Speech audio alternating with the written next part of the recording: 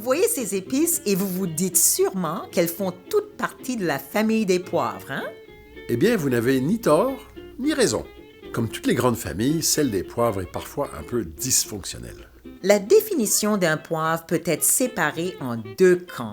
Vous avez d'un côté les botanistes qui font la distinction entre les vrais et les faux poivres. Et de l'autre côté, vous avez les cuisiniers qui englobent les vrais poivres et les faux poivres sous un même toit.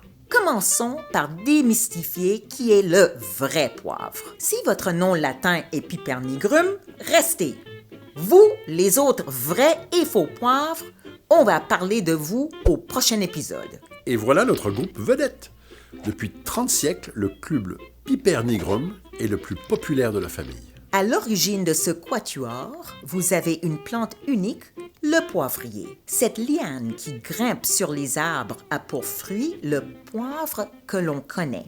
Ces petits baies charnues et rondes grandissent en groupe sous forme de grappes. Si elles sont vertes au départ, les baies du poivrier vont virer au jaune, puis au rouge selon leur degré de maturité.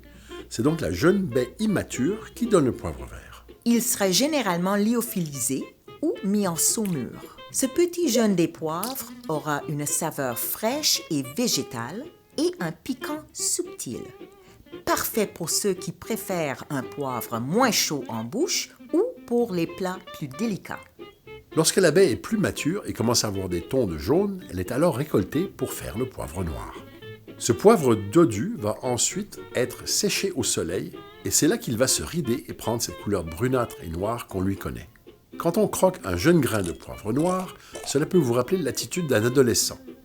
Ça veut dire beaucoup d'énergie et de chaleur dès qu'on le croque, mais ça ne dure pas très longtemps. Après quelques minutes, il perd toute son énergie. Et qu'est-ce qui arrive si on laisse la baie mûrir encore plus? On obtient du poivre rouge. Cueilli à pleine maturité, la baie d'un rouge éclatant va être déshydratée dans un séchoir et va alors virer au brun rougeâtre. Les gros grains de poivre rouge bien mûrs sont très fruités, chauds plutôt que piquants et longs en bouche. Comme son plus jeune frère, le poivre noir, c'est un excellent poivre pour votre moulin.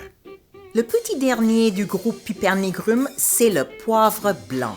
C'est un peu le mal compris du groupe en raison de son odeur fermentée qui, lorsqu'elle est mal faite, rappelle la basse-cour. En trempant du poivre rouge plusieurs jours dans l'eau, la pulpe du grain va fermenter et ramollir. Elle sera alors retirée pour mettre à jour la graine qui est blanchâtre et lisse. Quand la fermentation est faite par un expert, le parfum du poivre blanc séché est très agréable. Bien qu'on l'appelle le poivre blanc, le grain devrait plutôt tirer vers le gris ou le beige. S'il est d'un blanc éclatant, c'est un signe qu'il a été probablement blanchi avec des produits chimiques. Malgré son odeur intense, vous allez le retrouver souvent dans les plats à base de crème pour sa capacité à bien se fondre avec le décor. Mais c'est dans la cuisine chinoise et indonésienne qu'il tient la vedette. Si le poivrier est originaire de la côte de Malabar en Inde, d'autres pays le cultivent.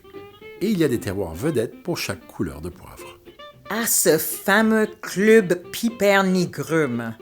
Il est le roi des épices et il plaît à tous les cuisiniers et cuisinières du monde. Pas surprenant que tous les autres poivres usurpent son nom, même s'ils méritent leur place dans nos assiettes.